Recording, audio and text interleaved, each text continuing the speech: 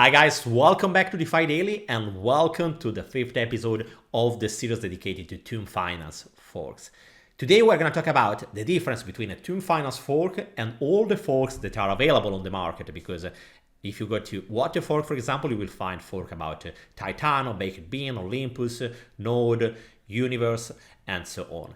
And what I will tell you is why I still prefer Tomb Finance fork and for which reason, which are the peculiarities that make it unique. On the other side, we will talk about Miniverse Finance. We will use it as a case study. We will go through the different features that they are working on right now and they are already available. I want to say thanks to them because they are really helping me to produce this kind of series in order to giving you the best overview as possible about how a Tomb Finance fork is working and how you should approach to this kind of matter.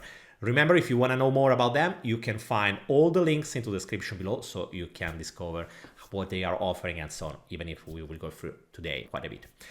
Okay guys, let me say that this channel is not about financial content and it's just about educational. So remember it, and remember also that if you enjoy this content, if you want to help us, remember to subscribe to the channel, and most of all guys, leave a big thumbs up and drop a comment, because this is just a small effort but really means a lot to me and really helps many people to retrieve this kind of content just for the algorithm. Okay guys, let's start immediately.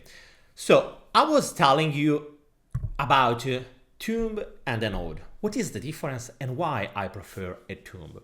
The reason why, in the moment when we are talking about, I don't know, a node, or for example, it could be an Olympus, even if Olympus has some kind of peculiarities that are making more similar to a Tomb fork than just a Titano, or node. The main point between, for example, nodes auto staking like Titano and Tomb or Olympus is that Tomb and Olympus are at least trying to solve a real problem. They are creating something that can be useful. In this case, for example, they have created Tomb. Tomb is a currency, exactly as MV dollar is a currency on MV Finance. Having this kind of currency is a completely different story than just having a node that is producing some kind of yield. A node that you know that is paying your yields with a token that is a volatile token that can be even worth nothing tomorrow. On the other side, even an auto-staking protocol, yes, it's giving you yield, but it's just giving you yield through inflation. On the other side, in the moment when we are talking about Tomb Finance fork, but a similar concept applies to Olympus DAO forks, we're talking about something that is at least trying to create something, a currency. A currency if they are able to build an ecosystem, and how to build an ecosystem. If you missed the previous video, I highly encourage you to check it. I will leave in any case the link of the whole playlist into the right corner here. That's an overview about the different episodes that we had into the past, and it could be interesting for you to check it if you missed them, because they are giving a complete overview on how you have to approach a Tomb Finance fork.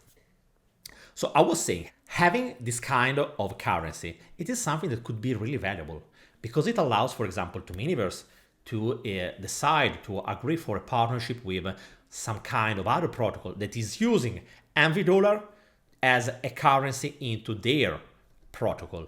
And this kind of relationships, the more you are creating, you are locking the users inside, and you are giving advantage to the users that are using, that are holding that kind of token, higher and more powerful it is. If you think, even if I know that the concept is completely different, but even everything about Cure Wars is just about solving a problem of a token that is losing value, because most of the time we were just attracting liquidity, paying yield through inflation. Introducing the way of a service, so locking the token, in that moment, it opens a completely new era with the Cure Wars and everything so on, that it is increasing the value of the token, because we have something like a currency that can be used also on other protocols, that is creating value also for other protocols.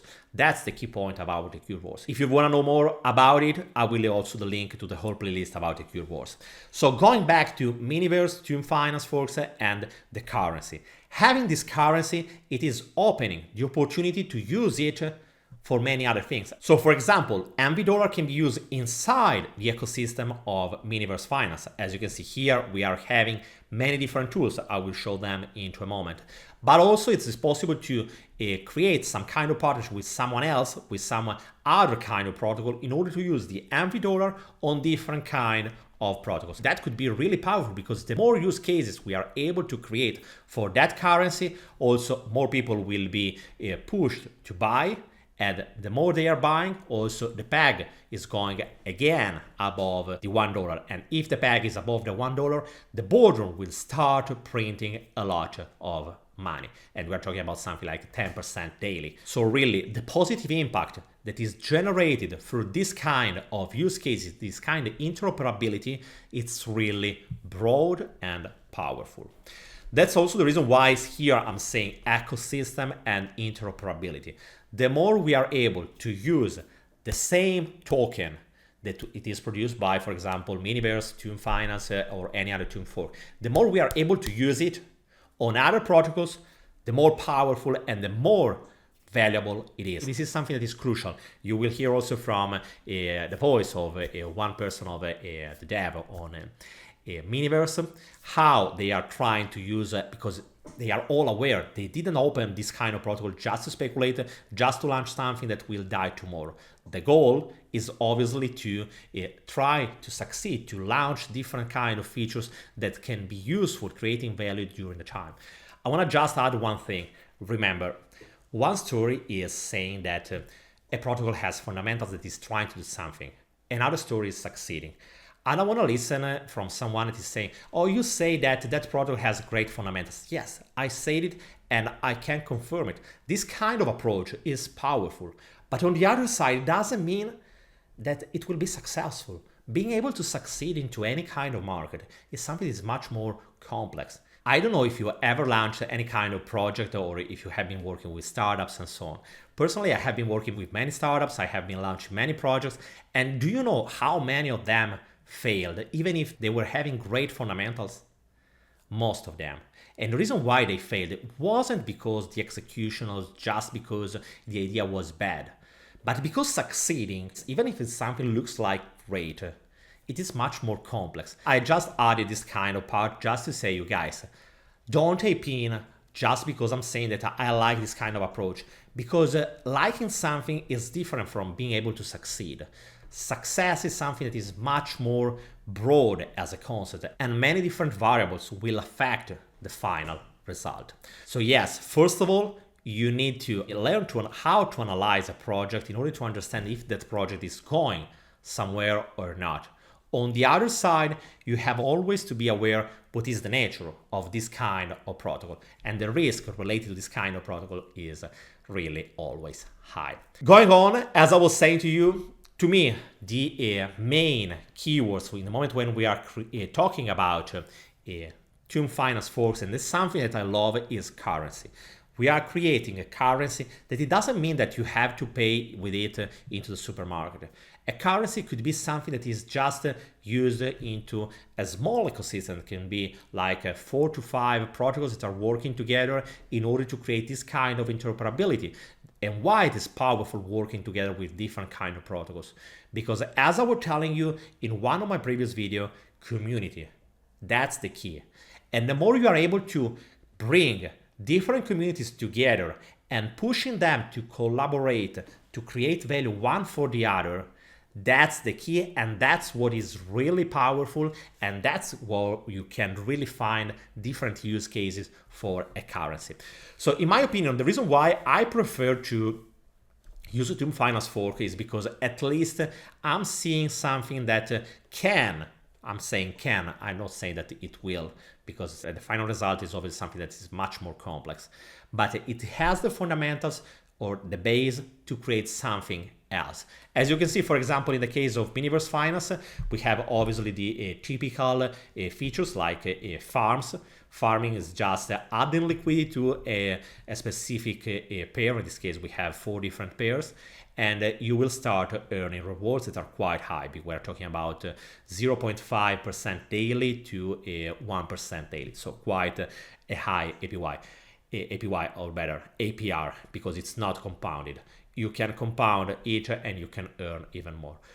The second feature is the Boardroom, where you can just take your M share. M share is the governance token, and you will start earning if the MV dollar is above the peg. If it is above the peg, it is paying something like 10%, 15%, 7% daily. So really insane APY. After that, you have nodes. So it is just like the many nodes that you have seen here when you are going to check nodes. And exactly the same way, you can buy a node that will provide you an interest. This interest is around 2% daily. Yes, that's a real APY. You have just to approve to buy the node with your AMP share. Here is the cost of one node, and you will start earning rewards with this kind of APY. It is 2% daily. After that, you have a gamified NFT nodes. It is just a similar version of nodes, but just with some peculiarities that will allow you using this kind of perks from the mini market in order to boost your yield. And it's like more like a game where you have to do some kind of actions in order to boost your rewards and be able to maximize them.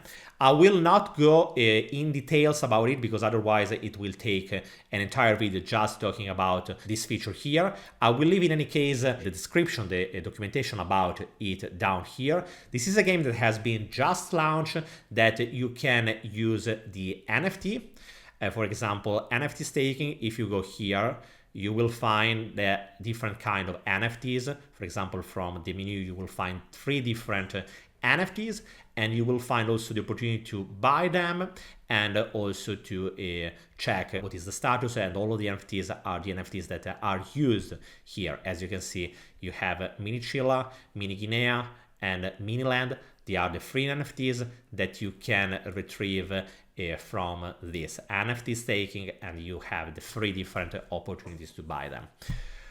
After that, you have the VIP mint that is just giving you the opportunity to be part of having some kind of advantage that are going from some kind of, for example, using the slots a couple of times for free, being able to participate to the dividends, so receiving the profit of the protocol, and other kind of privileges that are just dedicated to the people that are owning this mini VIP pass.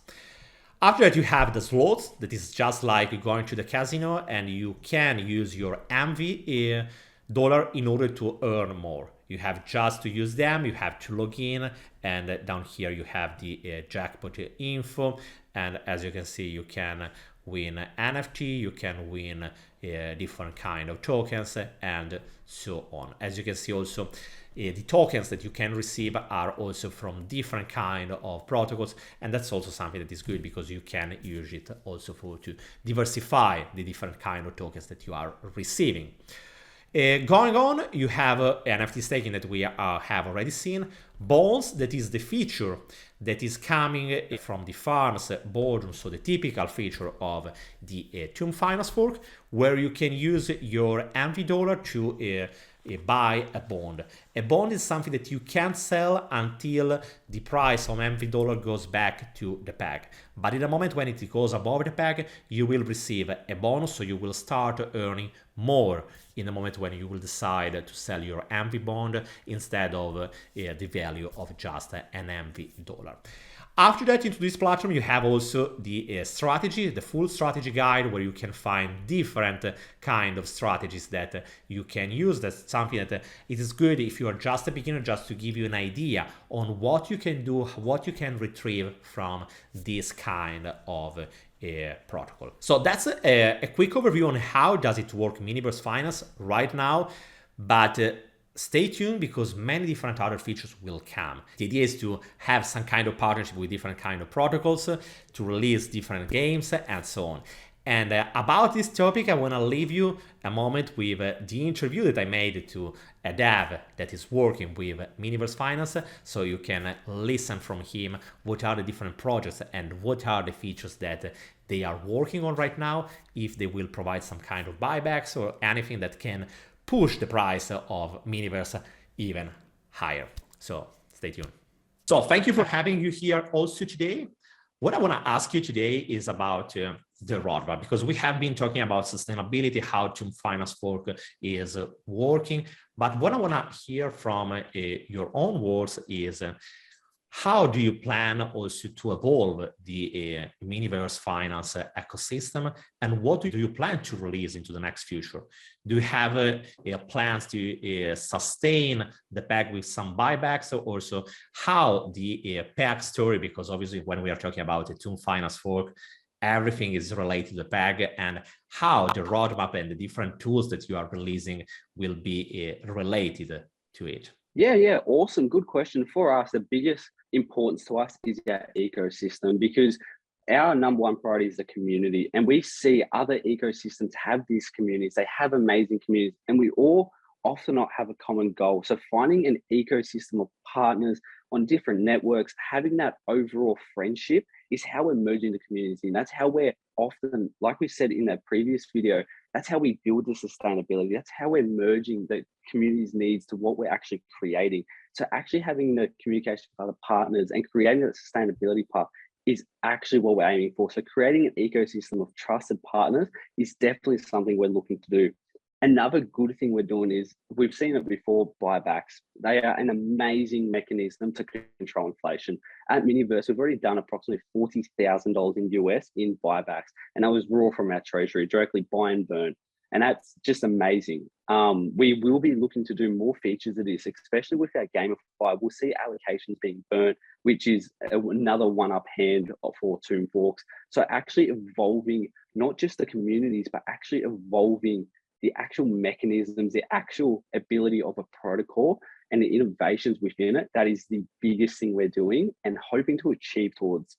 We've seen our game release, we're looking to actually evolve with other protocols. For example, at Great Finance are having lending and borrowing.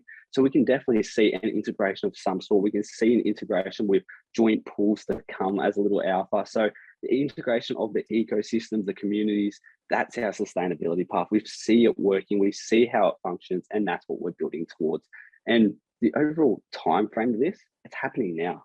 It's all happening. So everyone's in a common goal to get it, and that's how we're going to do it, just merging as a big ecosystem. And what I was thinking is what we can expect, let's say in 2 months. What is the biggest feature that, or at least the biggest part that we will come that maybe we don't know, if it's something that you can name it? Yeah, so you can definitely bet the breeding game right now will definitely evolve.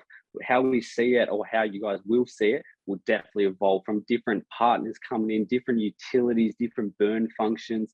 It may seem like a little thing, but in the broad schemes, once it grows and the utility comes, not just for Miniverse, but partner utility, then we can find integration for percentages, for inflation control, overall growth for a protocol, more utility for our consumers within, because if they have more games and NFTs everywhere, it's more use case for everywhere. So it's just an actual good ability to have.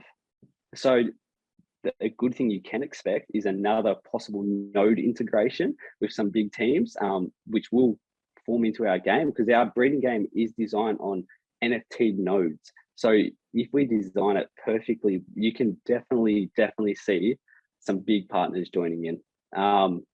That's hinting at a few things. We're definitely an organization for it, but you can definitely see that coming very soon.